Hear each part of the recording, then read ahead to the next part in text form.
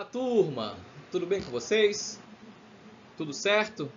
Hoje nós vamos dar continuidade e também finalizar o assunto Brasil Primeira República. Nós vamos falar de algumas revoltas que aconteceram no início da República. Já falamos no vídeo passado sobre o Contestado e Canudos. E hoje nós vamos aí falar da revolta da vacina, da revolta da chibata e outros movimentos que desencadearam aí uma série de revoltas dentro do Brasil republicano. Desde já agradeço a atenção de todos e peço que vocês agora peguem o seu livro didático, pegue o seu caderno e também a sua caneta para fazer aí as suas anotações, ok? E nós vamos agora iniciar a nossa videoaula, correto? Vamos lá!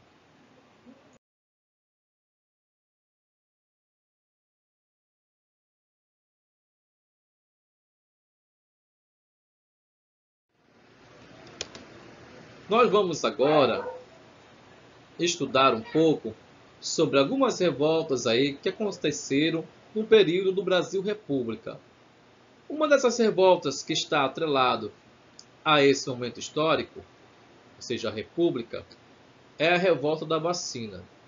Uma revolta aí de cunho totalmente sanitário, ou seja, nós temos uma república na qual foi feita a transição da monarquia para um novo sistema de governo, mas as camadas mais pobres da sociedade ficaram totalmente desassistidas por esse novo método de governar, que é a república.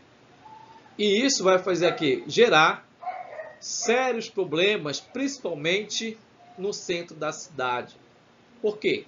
Porque muitos daqueles que já estavam à margem vão começar a fazer os seus barracos, construir as suas moradias no centro e acumular um certo grau de lixo. E todo esse lixo acumulado vai gerar uma série de doenças. Doenças essas que vão se proliferar por meio da população. Pois bem, a revolta da vacina ela vai acontecer no Rio de Janeiro no período de 1904. Lá no livro de vocês, na página 13, nesse livro didático, veja bem, livro didático, página 13. Ele diz o seguinte, aqui nós estamos vendo de maneira totalmente resumida, mas depois eu vou falar um pouco mais sobre essa revolta e os seus desdobramentos. Pois bem, essa revolta ele vai dizer que o processo de urbanização do Rio de Janeiro no fim do século XIX, desapropriou muitos terrenos e causou a expulsão de inúmeras famílias da classe trabalhadora do centro urbano, onde habitavam cortiços. Estes abrigavam diversas famílias que viviam em condições precárias, sem as condições básicas de sobrevivência. Ou seja, essas pessoas elas vão acabar sendo expulsas porque o governo vai começar a fazer um processo que ele vai chamar de processo de urbanização, de saneamento. Então, essas pessoas elas vão começar a ser alocadas em outras localidades da cidade, muito à custa também da proliferação de doenças. E elas vão para onde? Para o morro. Ou seja, o morro praticamente também já existe outras famílias morando naquele local. E isso gera aglomeração e, claro, maior número de pessoas ali, sem ter, muitas vezes, com o que sobreviver. As condições insalubres de moradia e de trabalho contribuíram para que as doenças como a varíola, a febre amarela, a cólera, a disenteria e a gripe se abstrasse rapidamente, ou seja, se alastrasse rapidamente por entre a população.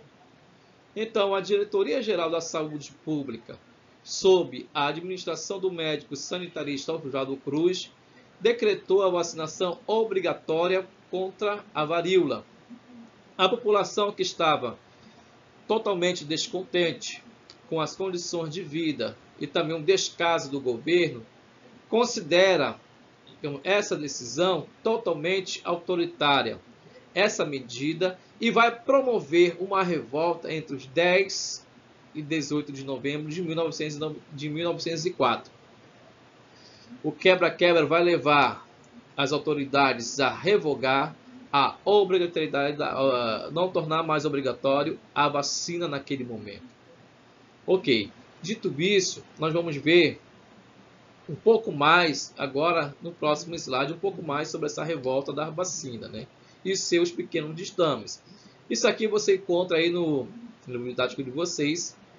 E eu peguei mais alguma coisa aí de conteúdo para trazer um pouco mais aqui. Vamos lá.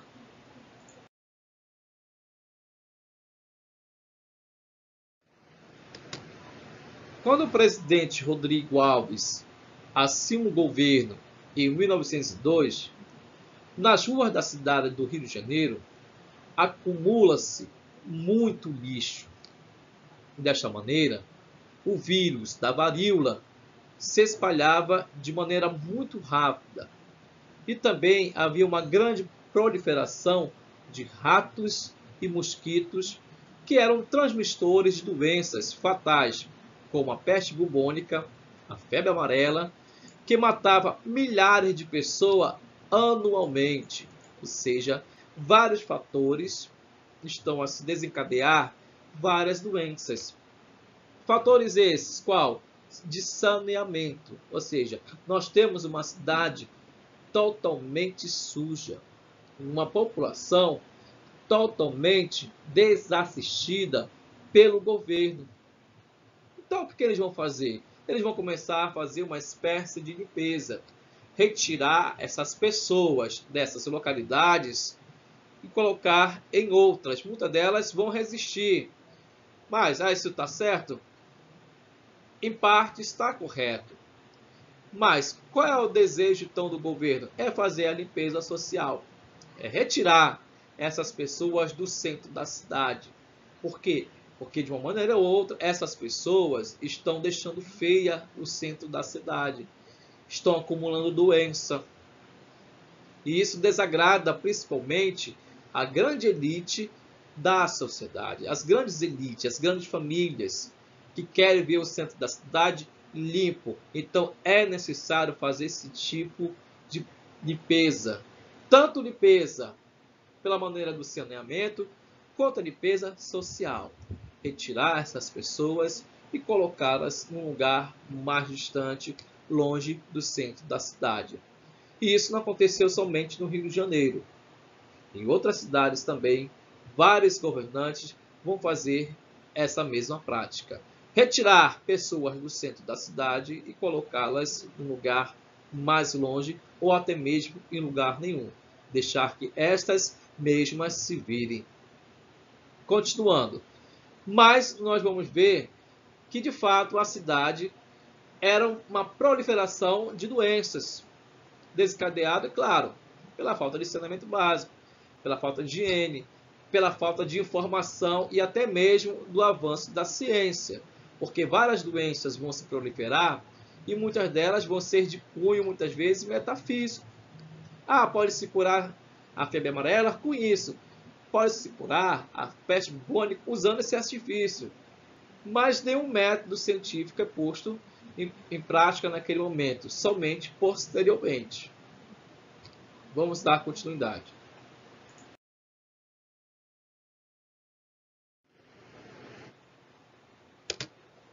Nós vamos ver então que o governo vai começar a decidir e vai ser decidido nessa parte de reurbanizar e sanear a cidade. Rodrigo Alves vai nomear o engenheiro Pereira Passos para prefeito e o médico Oswaldo Cruz para diretor da saúde pública. Com isso, vai se iniciar a construção de grandes obras públicas, o alargamento de ruas, avenidas e o combate às doenças, ou seja, a reurbanização do Rio de Janeiro, no entanto, vai sacrificar as camadas mais pobres da cidade. que foram desassistidas, desalojadas, pois tiveram seus casebres, cortiços totalmente demolidos, porque o governo vai achar que esses cortiços, esses casebres são proliferadores de doenças. Então tem que retirar. Mas não se pensou aonde eu vou colocar essa camada mais pobre da sociedade. Onde vai ficar aqueles trabalhadores que trabalhavam no centro da cidade? Como resultado dessas demolições, os aluguéis, principalmente, subiram de preço e vai deixar praticamente a população cada vez mais indignada. E isso vai gerar, claro, revolta contra o governo atual naquele momento. Ou seja, onde o governo sacrificou as camadas mais pobres da sociedade em busca de um saneamento, de uma higiene, mas principalmente para fazer esse tipo de limpeza. Correto? Lembrando, não foi somente da cidade do Rio de Janeiro que aconteceu esses métodos de limpeza. Não foi somente. Mas em outras cidades, principalmente também Manaus, passou por esse processo aí. Mas isso é uma outra história. Então, essa população era obrigada a mudar para longe do trabalho e para os morros. Esses morros, como eu falei anteriormente, eles também já possuem um punhado de gente naquele momento. Mas esse povo que vai subir os morros outra vez, então vai gerar o quê? Mais doenças, mais proliferação de doenças, mais aglomeração de pessoas sem ter como sobreviver, longe praticamente dos seus trabalhos. Isso gera muito mais miséria. E o governo não está naquele momento tão pouco preocupado com isso. Está preocupado em combater as doenças, claro que existem, que pode afetar tanto a camada mais pobre quanto a camada mais rica, e se prevenir, principalmente se for deixar longe aqueles que, em tese, proliferam esse tipo de doença. Vamos adiante.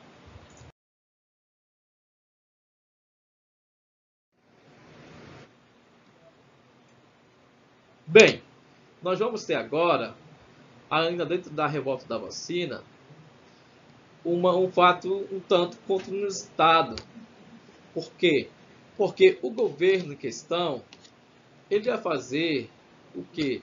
Ele vai anunciar que pagaria para a população por cada rato que fosse entregue às autoridades. E qual foi o resultado disso? O resultado foi que o surgimento de criadores de ratos. Ou seja, a pessoa já criava o rato e já levava uma certa quantidade e recebia aquilo que eles vão chamar de renda extra. Estão vendo o que acontece? A corrupção não acontece apenas no alto escalão da sociedade, ela também está lá embaixo, nas camadas mais pobres da sociedade. A corrupção muitas vezes habita dentro de cada ser humano. E claro, devido a essa fraude, o governo vai suspender a recompensa pela apreensão dos ratos e a campanha de saneamento, de limpeza, vai começar a se realizar com certo autoritarismo, onde as casas eram invadidas, vasculhadas, e não foi feito por parte do governo nenhum esclarecimento sobre a importância da higiene ou da vacina. Ou seja, nós temos um povo totalmente ignorante, que vão pensar o quê? Ah, essa vacina, essa coisa que estamos querendo nos aplicar, pode nos matar. Ou então, por outro lado, por um mais conservador, mais moral, vamos dizer, onde que eu vou tirar minha roupa para aplicar isso que estão aplicando na população? Principalmente no tempo onde as pessoas que se vestiam cobrindo todo o corpo, mostrar o seu braço ou outra parte do seu corpo, era visto como imoral. Assim, a insatisfação da população contra o governo, ela vai acontecer de maneira totalmente generalizada, desencadeando a chamada então revolta da vacina. Nós temos um governo que não explicou que o uso da vacina e também da higiene era inevitável para a sobrevivência, tanto da classe que está mais lá em cima ou da camada mais inferior, nós temos aí a ignorância do povo que vê na vacina, digamos assim, um ato de morte. Ah, vai vacinar, eu vou morrer. Eu aqui não vou tomar essa vacina. Essa vacina do governo aí é algo para eliminar nós pobres, nós da camada da sociedade aqui. Então, vamos fazer aqui um apelo, não vamos tomar essa vacina. Não é bem por aí. Erro do governo, erro da sociedade, ou seja, das camadas mais pobres também. Não aconteceu um diálogo, não aconteceu o que se esperava, principalmente da parte dos governantes, em dizer que a vacina sim, era necessária, principalmente para defender a vida. Correto? Vamos lá.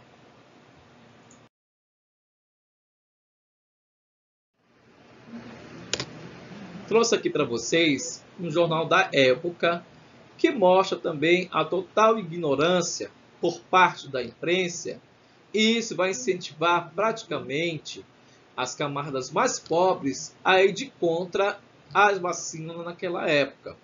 Ele diz o seguinte: o governo arma-se desde agora para o golpe decisivo que pretende denegrir contra os direitos e liberdades dos cidadãos deste país. A vacinação e a revacinação vão ser lei dentro de breve, não obstante. Ou seja, está dizendo aí que o governo, naquele momento, sim, vai tornar a vacina obrigatória. Não é uma maneira autoritária, mas uma maneira de prevenir doenças, de prevenir a própria morte. Mas certos veículos de comunicação vão dizer que é o contrário. Não, essa revolta aí, essa vacina aí vai causar muito mais morte na população. Por quê? Porque antes de surgir a vacina, o próprio Oswaldo Cruz, que era o responsável, ele vai começar a tecer comentários e dizer, claro, baseado em estudos científicos, que a febre amarela, tanto como outras doenças, são causadas, a febre amarela, no caso, é causada por um mosquito. Mas não é a mesma mentalidade que o povo lá tem. Onde que a febre amarela é causada por um mosquito, o povo vai dizer? Isso não é certo. E começa a fazer certa charge de Oswaldo, dizer que Oswaldo Cruz está querendo aplicar uma vacina, está querendo matar parte da população mais pobre. E vão surgir várias charges. Se você pesquisar na internet, você pode encontrar várias charges dessa época, fazendo chacota com Oswaldo Cruz, dizendo que ele está louco, porque a febre amarela se dá de outra maneira, não através de mosquito. Né? Não é o que vemos hoje. Felizmente, isso já conseguimos assimilar. Vamos lá.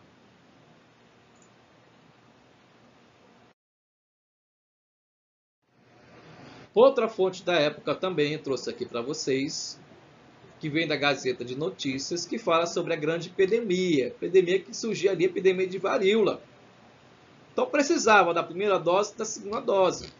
Aí dizia o quê? As providências do governo de muito pouco valeram até agora. Ou seja, tem jornais, que principalmente o Gazeta aqui, está falando que o governo toma medidas que nada causaram bem para a sociedade. Agora vem com essa história de vacina. E os casos vai aumentando. Estão vendo? Continuamos entrega divina providência. Então, essas são a notícia. É claro que o governo em si também tem certa culpa. Não é só tirar a população, não é só fazer a limpeza. E também não só aplicar a vacina. Como que a sociedade vai sobreviver? Como que o trabalhador vai sobreviver? Porque se realiza várias medidas de proteção. Mas o trabalhador também precisa sobreviver. Como é que ele vai sobreviver sem trabalhar? Sem ir para o grande centro? Tem que ficar lá no morro? Bem, é uma crítica também. Ambos os lados, se a gente for voltar no passado, através desses recortes de jornal, a gente vai ver muita notícia muito parecida com os dias atuais. Ou seja, a história está aí para mostrar e eu estou aí para lembrar vocês. Vamos lá.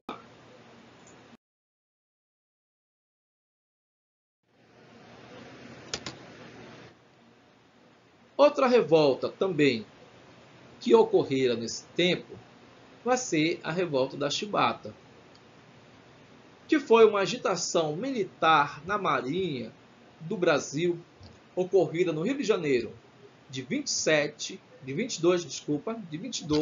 a 27 de novembro de 1910.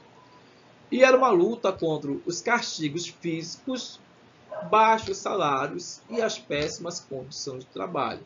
Esse falando agora dos militares. Então lá no livro de vocês, na página 13, continuando ainda na página 13, ele diz o seguinte: em 1890, o presidente Marechal Deodoro restabeleceu os castigos corporais na Armada Brasileira, que haviam sido extintos em 16 de novembro de 1889. Como exemplo, podemos citar que a punição para os delitos leves era a prisão, a pão e água. Para as faltas graves, a punição era 25 chibatadas. Veja só, revolta da chibata. Então, desde o tempo do Marechal, no começo da República, nós vamos ter esse tipo de método de punir os militares, quer seja por desordem, quer seja por ir de contra as ordens militares naquele tempo, e vamos ver totalmente aí militares a passar por problemas totalmente desagradáveis. Em 22 de novembro de 1910, os marinheiros liderados pelo cabo João Cândido assumiram o controle dos principais navios da Armada Brasileira, ancorados na Baía de Guanabara. Ameaçando a bombardear a cidade, os marinheiros exigiram o fim dos castigos corporais e anistias aos revoltados, ou seja, anistia, o perdão àqueles que se revoltaram ou estão aí reivindicando melhorias, tanto no âmbito de trabalho, e acabar com a tortura que está acontecendo dentro do campo militar, do corpo militar. Aí você pensa, se eles já se torturavam entre si, imagina quanto a sociedade civil, aquela que não é militar. Como resultado do movimento, foram proibidos os castigos físicos na Marinha. Entretanto, os participantes da revolta foram presos e deportados para a Amazônia para o trabalho nas seringas lá no Acre. Eles vão ser lá no Acre e outros ali vão ser transferidos também para os chamados Ilhas das Cobras, né? Ou seja, não cumpriu parte do acordo. Por quê? Porque eles queriam a anistia dos revoltosos. O que aconteceu? A prisão dos revoltosos. Não dá para confiar, muitas vezes, em certos diálogos. Não tem cabimento. Então, é preciso que, antes de tudo, você assine, fique marcado lá. Mas, infelizmente, aconteceu isso. Os revoltosos, uns foram mandados a trabalhar na seringa, na parte do Acre, no tempo áureo da borrachas, e outros aí vão para a Ilha de Cobras. Tudo isso como medidas aí de proteção para não acontecer mais esse tipo de revolta que aconteceu dentro do próprio campo militar. Vamos ver outra revolta agora.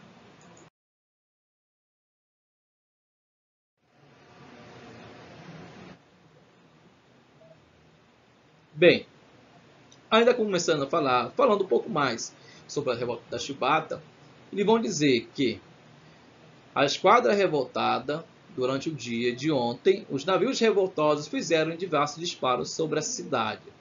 E as providências tomadas pelo governo do deputado José Carlos de Carvalho, a bordo de São Paulo, suas conferências com revoltosos, as notas da nossa reportagem. Isso aqui é um pequeno trecho da matéria que vai sair.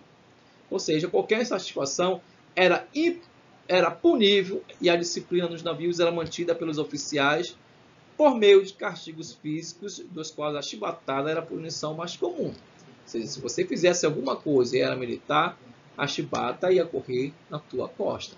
Era a punição mais comum naquela época. Apesar, claro, de ter sido abolida na maioria das forças armadas do mundo, esses castigos físicos ainda eram realidade no Brasil. E se você for mais a fundo pesquisar, eles ainda continuam a surgir. Correto? Vamos lá.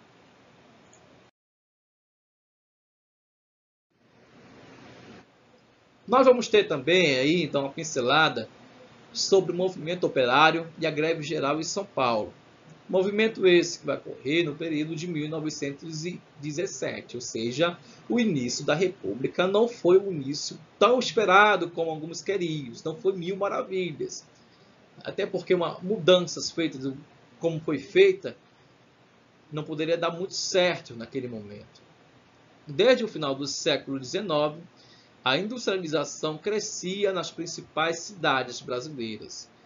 As fábricas estavam voltadas para a produção de roupas e sapatos, ferro e aço e outras matérias-primas importantes para a própria produção.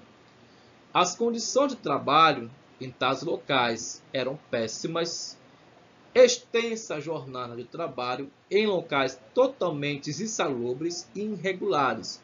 Muitas vezes a participação de crianças motivadas pela necessidade de melhorar esse quadro e influenciadas pela presença de imigrantes europeus que tinham experiências com as lutas operárias, os trabalhadores então organizaram seus primeiros sindicatos. Além disso, eles realizaram diversas greves durante a Primeira República, com destaque para a greve de 1917. Veja só, nós temos aí, vamos passar por uma revolução industrial. O Brasil vai passar por esse momento também. Nós vamos ter um corpo de trabalhadores que trabalha muito, mas ganha pouco. Nós temos aí fábricas que cooptam crianças para o trabalho, mas talvez não ganhem o necessário. Já é um crime aí praticamente cooptar criança. Mas isso é uma prática até mesmo da Inglaterra no início da Revolução Industrial.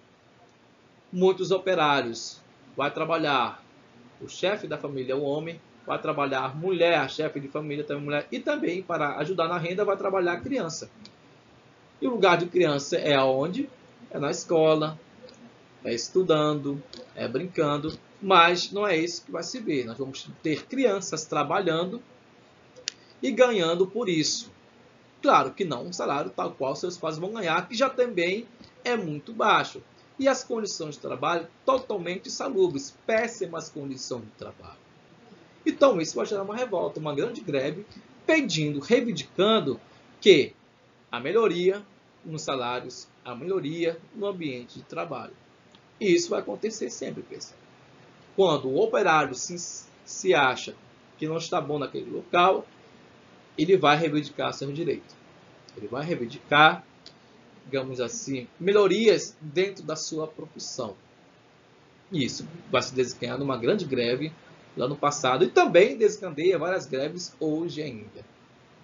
Vamos prosseguir. Nós vamos ter o movimento tenentista. Movimento esse que vai ocorrer entre 1922 e 1926. E nasce a partir da insatisfação entre os militares da baixa patente, ou seja, os tenentes, com o governo liderado pelos grandes proprietários e, sobretudo, com as fraudes eleitorais, deu origem ao movimento tenentista. Ele foi deflagrado com a eleição do mineiro Arthur Bernardes, representando a política do café com leite, e contra Nilo Peçanha, candidato do grupo chamado Reação Republicana e apoiado pelos militares. No dia 5 de julho de 1922, jovens oficiais de fortes do Copacabana, no Rio de Janeiro, deram início a uma rebelião isolados e foram atacados por mar e terra por tropas do governo. Muitos se renderam, mas alguns tenentes ousaram sair do forte e enfrentar essas tropas.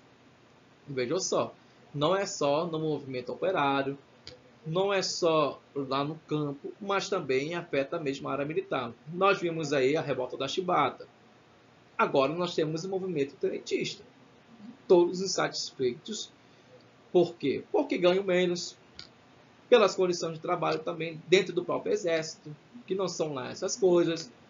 E, claro, a maior patente de oficial para cima, general, esses vão ser, digamos assim, os privilegiados. Então gera essa revolta que aconteceu aí em 1922 a 1926, chamado de Revolta Tenentista. Outra revolta aí, não mais importante, nós temos a Semana da Arte Moderna em São Paulo. Entre 13 e 17 de setembro de 1922, vários literatos, pintores, arquitetos, escultores, ou seja, vários artistas vão se reunir no Teatro Municipal de São Paulo, sua concepção da arte renovada, digamos nesse caso. Era a Semana da Arte, chamada Semana da Arte Moderna.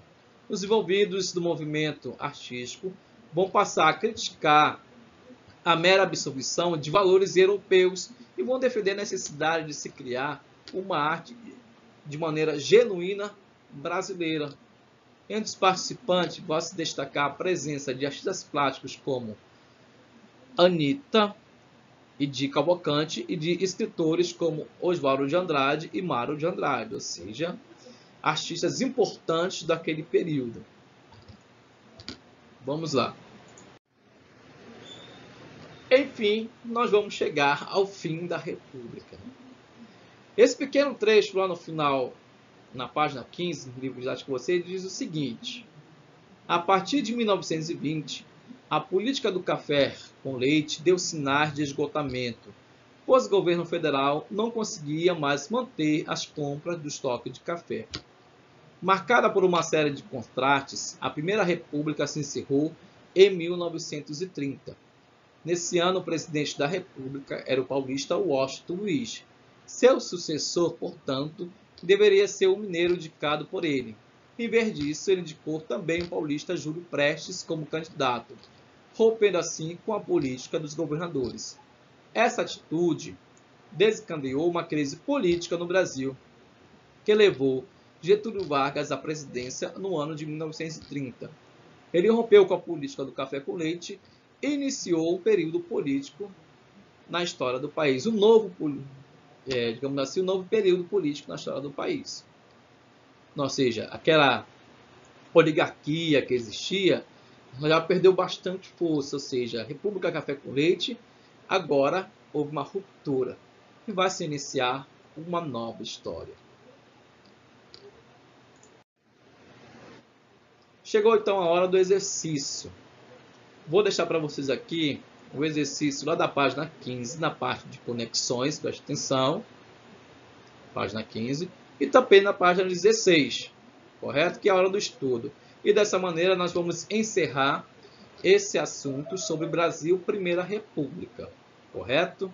No próximo vídeo, aí nós já vamos falar sobre ali o desenrolar da Grande Guerra. Ok? Então vamos lá. Chegamos ao final do nosso vídeo. Eu espero que vocês tenham prestado atenção. Qualquer dúvida é só entrar em contato comigo, que eu estarei aqui para ajudá-los no que for necessário, correto? Então, desde já, agradeço a atenção de todos. Tenham todos uma boa semana. Fique com Deus e até a próxima.